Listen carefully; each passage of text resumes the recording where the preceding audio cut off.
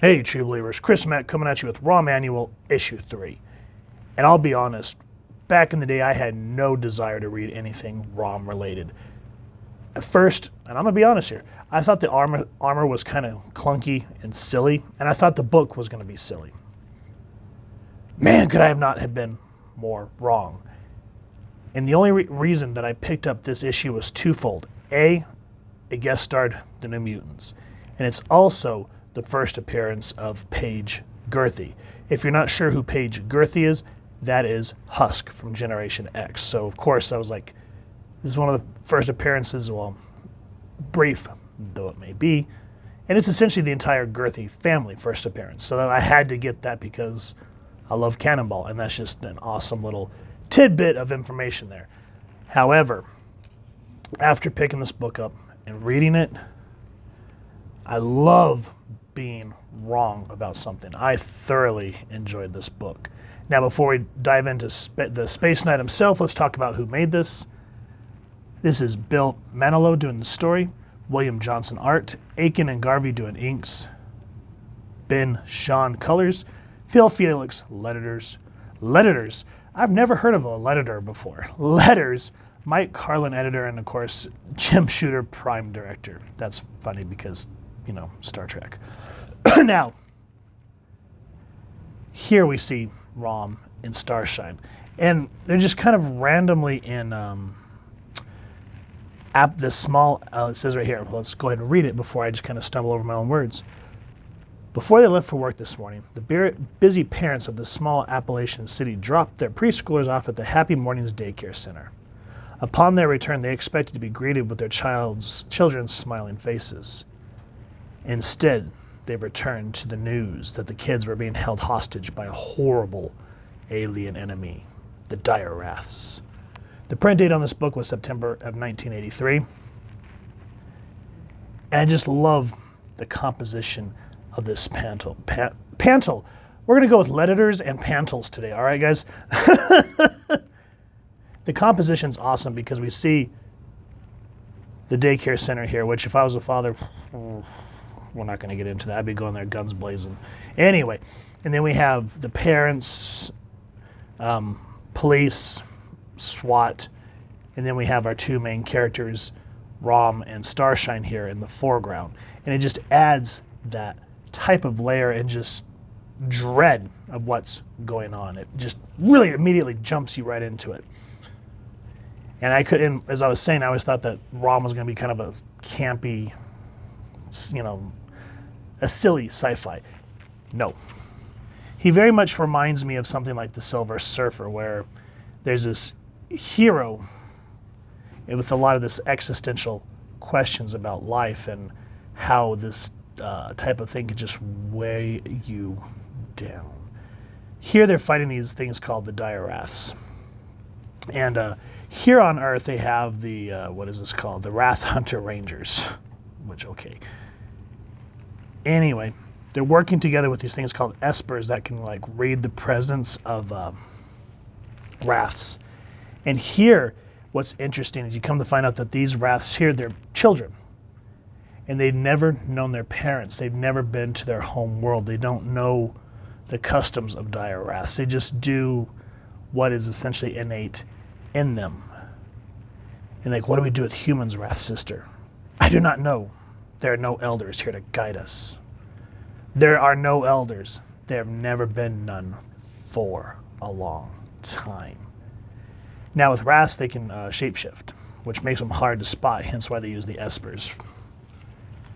And here's how they do it. So if you have a weak constitution, this may not be the part for you. So this is the daycare's teacher. And here, let me kind of read the panels leading up to it. These are young wraiths, immature, recently born, unattended and alone in the darkness, hidden deep underground. They dimly remember their parents leaving them, going off to defend the nest. They recall cowering in darkness, listening to the elders' screams, and then hearing only silence. And you come to find out that the murder of their parents, or they think that their parents are murdered. And they're saying it's because of the shining space knights, Rom and Starshine, from the attacking their nest, and the elders went to defend it. So they have a hatred for Rom, hence why they've come to Earth. Now here, this is how they're able to kind of get the thoughts of the people that they're able to imitate. And it says here, how to survive on a human world by stealing the minds, memories, souls, and even physical shapes of the pale flesh species that dominate the pathetic planet called Earth. And immediately now, the teacher has been dead, obviously, and the Wraith has taken her place. And they want to do it to the children too. But at that point, here, in the Marvel way fashion, look at the way that Rom and Starshine just smash through the wall to take care of these Wraiths. And what I like is we go back just a minute, and you come to find out that even though Dire-Wraiths, from what we understand, are very volatile species, these ones more so because they don't know, they're doing this kind of out of ignorance and survival. And I say, yeah, ignorance. I had to think about that for a second, because they think that Rom and Starshine killed their family, which is not what the Space Knights essentially do, from what I am gathering from this issue. Again, I've never read an issue of Rom Spaceknight, but I'm kind of taking it as that's what they do. They're just here to make the Dire-Wraiths somewhere that they can live and not, be a threat anymore. Rom has this weapon called the Neutralizer, and it sends these Dire-Wraiths to Limbo. Now, Starshine, on the other hand, she has a chip on her shoulder. So the dynamics between these two, Rom's been doing this for a while. He's seasoned. Starshine, she is a Space Knight, but she has personal reasons for hating the Dire-Wraiths. And here, this Dire-Wraith gets away from Rom and all them, and he's just saying, slay me. I'm too tired to keep running from you, Space Knight. And Starshine's just like, well, do you need an engraved invitation? The creature bids us slay it. Let me strike. Wait, Starshine. Hear you not how it sobs and mewls like an infant taken too soon from its cradle? And it has charged us with the death of its parents? The creature, the Wraith, is no more than a child. If it's a child, Rom, it's a child that is terrorized already. A child that's killed. Perhaps when it was driven to do so, Starshine. By misconception that we slew its parents, who I am sure I merely banished to Limbo.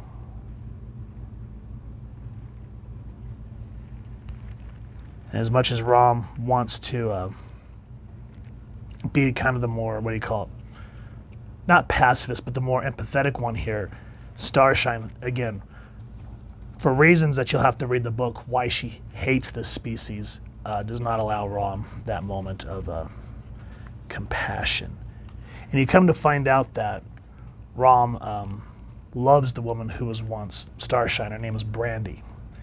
I haven't read the book, so I don't know how she became a Space Knight, but she has no interest. She's basically as cold as the armor that she is wearing now. There's no sense of empathy, not apathy, empathy and compassion at all in this warrior. And with that said, here's where we kind of get into our main story. We kind of go over to, what is this? Cumberland County, I think is what it is. And they're doing a river baptism. And what I like is, right out of the water, we all of a sudden see this horrific hand forming a human. And everyone's like, what's coming out of the river? And we see a naked man rise. And the pastor's like, it's a miracle, a test of our faith.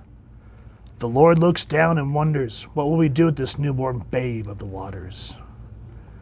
Will we reject him and cast him into the wilderness, or will we accept him into our hearts and our homes? And here I just like the foreshadowing. I shall raise him as a father. At the word father, the boy who stepped fully formed from the river flashes a smile, the warmth of which is belied by the cold iceness deep within his eyes. Now, not many writers write like this anymore. These comics used to feel like, how do I put it? It felt like you were reading like a book. Like the way that when you're reading the third person narrative and then you get the dialogue in a book. That's how these feel, and this is how they flow, and that's why a lot of these books, even though they do throw some things in that are kind of dated, like references, etc., so forth, it's why these older books, to me, stand the test of time. Because there was more to it than just this is just a funny mag that you're going to throw away after paying a nickel at the soda shop for. And that's why a lot of these more recent modern books that you read, you read it and you're like, it was okay, but there's just not a whole lot of substance here. And that's because a lot of these modern writers don't have the chops that a lot of these old school writers came from, because they didn't start in comics. Some of them wrote novels. Stan Lee, there's a interview that I was watching, there's a clip of it on TikTok, and he was talking about how he started out writing obituaries, and then he moved on to, I don't remember what it was, but then he moved over to Timely Comics, and he was a janitor, and their editor left, and the big boss said, well, you're going to be editor until we can find somebody, and that kind of stuck with Stan for years and years, and that's how they developed Marvel Comics. And, you had other writers like, Stan Lee and Dr. Seuss served together, and I think it was Vietnam, I can't remember which war, but they served together. And Stan Lee, I think, was the journalist, the war journal writer, I think. If I'm getting this wrong, let me know. But again, a lot of these more modern writers don't have the chops of the old school people, where these writers had grit and a lot of substance to them. They were kind of the salt of the earth people.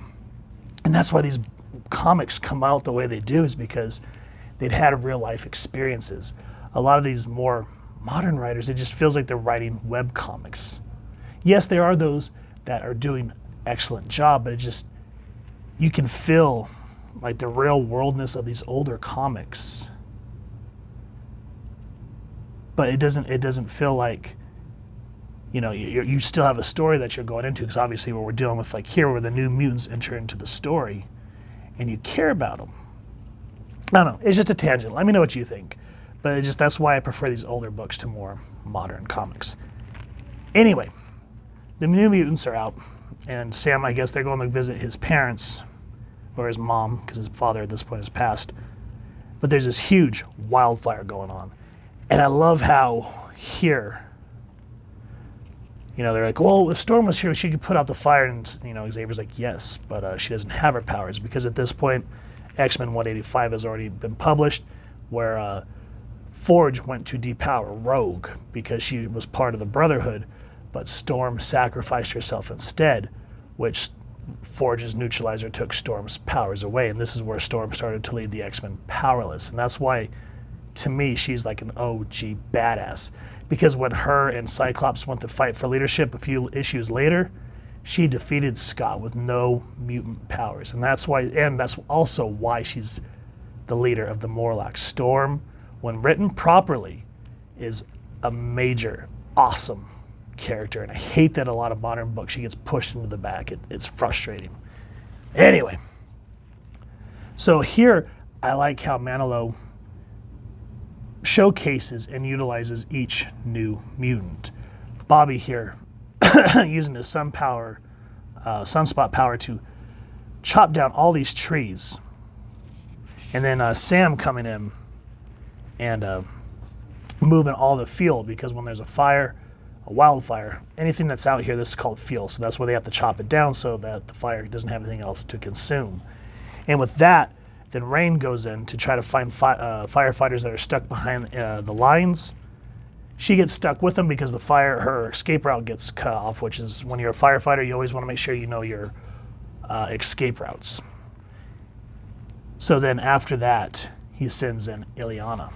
And she's like, I'm terrified to do this, Xavier. Because at this point, she's only had her limbo source of supreme powers for a short while. And Xavier's like, you're our only hope. So she comes in, and I like how these panels just, boom. She teleports them, a flash of limbo, and then they're safe. And like, we've been saved from the fire, but how? I don't think I ever want to know. And Xavier tells her, after the ad, of course. It's like, you've done it. And you can see how proud and happy she is that she didn't send them to some hellacious alternate reality. Now after that, the fire's still going. And Xavier says it's Amara's turn. Amara is magma. And she's like, I only create fire. How can I put out fire with fire? And here also, again, I like that within the dialogue of these older books, and a lot of old comics do this, they give you a little bit of science. So Xavier says, firefighters sometimes use explosives to extinguish fires that are burning out of control. The concussive force of such explosives deprives the fire of the oxygen it needs to burn. And what is more explosive in nature than a volcano? Haha. So there, all the New Mutants have used their powers, and it saved the day. That's just a really cool way that both narratively and visually showcasing all the X-Men's powers. Now what bugs me here, and maybe you guys can help me put this in context of continuity, is where's Danny? We've seen everybody here but Warlock, Doug. I don't think Doug's joined the team yet, but Warlock and Danny Moonstar. It's like, where'd you guys go? Are you still at the mansion? I don't know. That was just kind of weird. And so they kind of tie in the, what do you call it? Rom with the New Mutants as, they're driving off, and Rain's like, that church in the mountainside, it stood right in the center of the fire. It doesn't even look singed. And that just adds some foreshadowing for later. Now here, this is where we finally meet the Gurthie family, and you can just see the type of Southern hospitality and the culture, because his mom's just like, yeah, I cooked all right through the fire. And then Xavier hears musing. He's like, Sam Gurthie was born with mutant powers. They did not manifest themselves until he was older. Well, the same proved true of any of his siblings. And here we kind of meet Josh, where Josh actually does later down the road get mutant abilities. He gets angel wings, I believe. Just don't ever read, you can, but don't go hustle to your local comic shop to read, what was that guy's name? I think it was Chuck Austin's run on Uncanny X-Men, because they do a run with Josh, and it had potential, but it fell short. It was bad. Anyway, we just kind of see the type of family that Sam grew up in, and how the family's getting along since his father passed away. And you can kind of see there's a bit of a hurt that Sam's gone, off to school, and everyone hopes that they can be different like him, and that's just like a big burden that Sam Gurthie, weighs on his shoulders. And then here they find out that there's this evil, which is the wrath that became the the apprentice of the preacher that we just saw a little while ago. And so the stories start to tie in to one another. Now, I don't want to give any more away. The way that the Wrath kind of plays with the New Mutants, what he does to Rom, and then the tragedy that may or may not befall one of the Space Knights, it's just a really interesting read in how he ties everything together. So Rom Spaceknight Annual Issue 3. I would love to read more of this character. So if you guys have some reading recommendations for Rom, let me know. I'd like to pick them up. And also let me know, because Rom talks in here about how he's assisted the X-Men before, and I have no idea what issue that was. So if you guys know, let me know. And if you'd like me to review it, let me know down in the comments. If you've enjoyed this comic book, please first and foremost support your local comic shop and see if they have it in stock. If you've enjoyed this review, we really would appreciate it if you take a moment to hit like, share, and subscribe. helps the club channel more than you could possibly know. And if you won't mind hitting that fancy little Spaceknight bell next to subscribe, that way as we continue to upload content, you guys will get notified. Come to the channel, and we love talking with you all and hearing your thoughts and feedback down in the comments below or our social media pages, which I'll make sure to leave the links down in the description. So with all that said, thank you so much for stopping by. Hope you all continue to have an absolutely amazing day reading, and happy hunting, true believers.